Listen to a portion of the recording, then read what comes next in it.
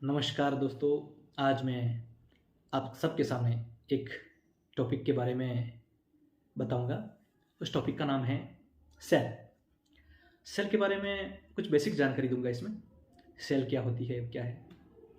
आपने सेल सुना ही होगा दोस्तों, वो टॉर्च में लगा के जो जलाते हैं ना। आज उस सेल की हम बात नहीं करेंगे। आज उस सेल की बात करेंगे जिस सेल से मिलकर हमारी बॉडी, हमारे आसपास जानवरों की, कीड़े मकोड़े, पेड़ पौधे, सबका शरीर जिससे मिलकर बना है, उस सेल की बात करेंगे और वो भी बेसिक जानकारी देंगे।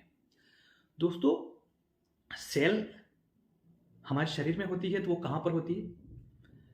दोस्तों, हमारा पूरा शरीर सेल से मिलकर बना है। एक और बात दोस्तों, सेल को हिंदी में कोशिका कहते हैं। सेल का एक और नाम है साइटो। सेल को साइटो भी बोला जाता है, इसीलिए उसके जो सेल का अध्ययन करते हैं उसको हम साइटोलॉजी बोलते हैं। विज्ञान में जहाँ सेल का अध्ययन किया जाता है उसको साइटोलॉजी बोलते हैं, क्योंकि सेल को हम साइटो बोलते हैं और हिंदी में उसको कोशिका बोलते हैं। तो दोस्तों, कोशिका या सेल ये हमारे शरीर में कहाँ होती है? दोस्तों, हमारा पूरा शरीर कोशिका या सेल से मिलकर बना हुआ है।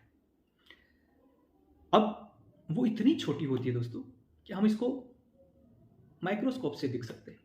अब आप समझ सकते हो कि हमारे शरीर के अंदर या शरीर के एक छोटे से हिस्से में भी कितनी सेल्स होंगी। जैसे कि फिंगर है, या इसमें कितनी सारी सेल होगी, बहुत सारी सेल्स।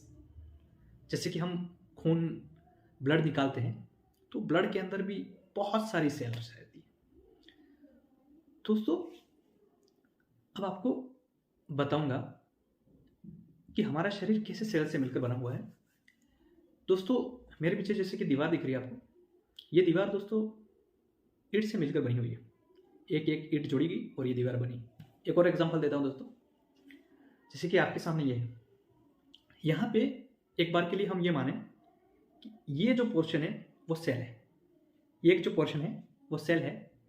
अब दोस्तों, ये जैसे कि मैं इसको निकाल लेता हूँ, ये सेल है हमारे सामने, ये सेल है। अब दोस्तों क्या हुआ, इस सेल से ये ऐसे कैसे ये दूसरी सेल ये जुड़ी है, ये सेल ये ऐसे इस तरह से ये पूरी आकृति बनी है, या फिर पूरा ये दीवार बनी है, वॉल बनी हुई है। अब दोस्तों, जब बहुत सारी एक जैसी सेल जुड़ जाती हैं और एक जैसा फंक्शन करती हैं तो उसको वैसे टिश्यू बोलते हैं, और वो हम बाद में पढ़ेंगे। लेकिन ये सेल, अब देखो दोस्तों, ये छोटी सी एक यूनिट है, लेकिन इसी से मिलकर ये बना हुआ है पूरी आकृति। उसी तरह से हमारा शरीर भी एक छोटी छोटी सेल से मिलकर बना हुआ है। अब दोस्तों, इसकी परिभाषा क्या है? सेल या कोशिका की परिभाषा, इसको कहते हैं cell is the structural and functional unit of living organism या life. Cell is the structural and functional unit of life. दोस्तों, इसमें दो शब्द हैं, एक तो स्ट्रक्चरल एंड फंक्शनल। स्ट्रक्चरल हमने देखा, स्ट्रक्चरल का मतलब वो इसका स्ट्रक्चर बना रही है, क्योंकि सेल से मिलकर ये स्ट्रक्चर बना हुआ है, या फिर ये सेल से मिलकर ये संरचना बनी हुई है, तो संरचनात्मक। स्ट्रक्चरल मतलब संरचनात्मक, तो इसका निर्माण कर रही है। दूसरा फंक्शनल, जो उसका कार्य है वो सेल का अपना खुद का कार्य होता है। और सेल के अंदर और भी छोटे छोटे छोटे छोटे ऑर्गेनल्स होते हैं, जो उनका एक स्पेसिफिक फंक्शन होता है, जिसको हम बाद में डिटेल में बताएंगे। तो यही सारे सेल के फंक्शन होते हैं। तो दोस्तों, ये शरीर में एक तो हमारे शरीर का निर्माण करती है, और दूसरा उसमें शरीर में जितने भी कार्य हो रहे हैं, भोजन का पचाना से लेकर ऊर्जा का प्राप्त होना और बाकी सारे कार्य, वो कोशिकाएं करती हैं। और प्रत्येक कोशिका अपना अपना कार्य करती है। देखो दोस्तों, सेल वैसे तो शरीर के जो हिस्से हैं उसमें अलग अलग प्रकार की हो सकती है। जैसे कि हड्डी की जो कोशिकाएं हैं तो उसकी सेल्स अलग होगी, ब्रेन यानी मस्तिष्क की जो सेल होगी वो अलग होगी, जो स्किन है उसके अंदर सेल अलग रहती है, जो ब्लड होता है ब्लड के अंदर सेल अलग रहती हैं। इस तरह से दोस्तों अलग अलग टाइप की सेल होती है। अब हम कॉमनली पढ़े कि सेल के अंदर होता क्या है। वैसे मैं आपको बहुत ज़्यादा डायग्रामेटिकली तो मैं बताऊंगा, लेकिन एक बेसिक चीज़ मैं बताना चाहता हूँ कि आपको सेल कैसी होती है। हम वैसे नेकड आई से तो नहीं देख सकते, लेकिन चलो एक ऐसे ही मैं आपको कुछ समझाने की कोशिश करूँगा। वैसे मैं ये समझाने के लिए ही आपको ऐसा बता रहा हूँ, आप इससे ज़्यादा कन्फ्यूज़ नहीं हो, क्योंकि किताब में डायग्राम अलग होते हैं और हम जब उसको देखते हैं तो हमें अलग दिखता है। मैं आपको इसे समझाने के लिए एक छोटा सा एग्जांपल देता हूँ। जैसे कि दोस्तों ये दोस्तों, ये आपके सामने एक सेल है। क्या है दोस्तों? सेल। ये दोस्तों सेल है। अब आप कहोगे ये तो बहुत बड़ी है। अरे मैंने एग्जाम्पल के लिए बताया ये बहुत बड़ी, क्योंकि बड़ा करके मैं आपको बताऊंगा तो थोड़ा सा आपको समझ में आएगा, लेकिन ये बहुत बारीक होती है, इसको माइक्रोस्कोप से देखना पड़ता है। अब दोस्तों क्या होता है, सेल की कुछ ये जैसे कि देखो दोस्तों इस तरह से रहती है। अब आपको दिख रहा होगा कि सेल के अंदर कुछ है और ये बाहर एक लेयर है। तो दोस्तों आपको बताऊं कि इसमें मेजर कुछ कंपोनेंट या फिर उसके कुछ ऑर्गेनल होते हैं, अंदर ऑर्गन होते हैं। तो सेल के अंदर जो रहते हैं उनको ऑर्गेनल बोलते हैं। अब दोस्तों एक और बात है कि इसके अंदर दोस्तों फ्लूइड भरा हुआ है। इसके अंदर क्या भरा हुआ है? फ्लूइड। ये फ्लूइड भरा हुआ है सेल के अंदर, ऐसी तरह से फ्लूइड भरा रहता है। तो इस फ्लूइड को क्या कहते हैं? ये बाहर की जो झिल्ली दिख रही है उसको क्या कहते हैं, या फिर जो अंदर जो तैर रहा है ये क्या है? इसके बारे में आपको बताता हूं दोस्तों। आपको बताऊं दोस्तों कि ये जो आपको दिख रहा है, ये जो बाहरी दिख रहा है, ये इसको दोस्तों एक तरह से ये सेल के चारों ओर की कवरिंग है। अभी भी आपको दिख रहा होगा दोस्तों ये। तो ये जो कवरिंग है उसको दोस्तों हम साइंस की भाषा में सेल मेम्ब्रेन कहते हैं। और सेल मेम्ब्रेन क्यों बोलेंगे? क्योंकि सेल ये कोशिका है, हिंदी में उसको कोशिका झिल्ली बोलेंगे। सेल मेम्ब्रेन या कोशिका झिल्ली। अब ये कोशिका है और उसके बाहर की तरफ झिल्ली है या फिर मेम्ब्रेन है, इसलिए उसको कोशिका झिल्ली या सेल मेम्ब्रेन बोल रहे हैं। अब ये हो गई दोस्तों सेल मेम्ब्रेन या कोशिका झिल्ली। अब इसके अंदर एक फ्लूइड भरा हुआ है, इसके अंदर एक फ्लूइड भरा हुआ है, और जो अंदर जो स्ट्रक्चर दिख रही है उसके अंदर दोस्तों, उसके अंदर भी फ्लूइड भरा हुआ है। अंदर जो स्ट्रक्चर है उसके अंदर भी फ्लूइड भरा हुआ है।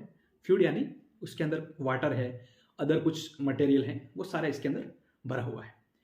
अब जो न्यूक्लियस के अंदर है, सॉरी दोस्तों, जो अंदर है उसको न्यूक्लियस बोलते हैं दोस्तों, इसके बारे में भी बताऊंगा।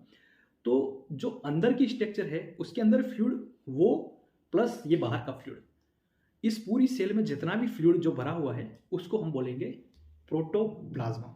हिंदी में उसको जीव द्रव्य बोलते हैं।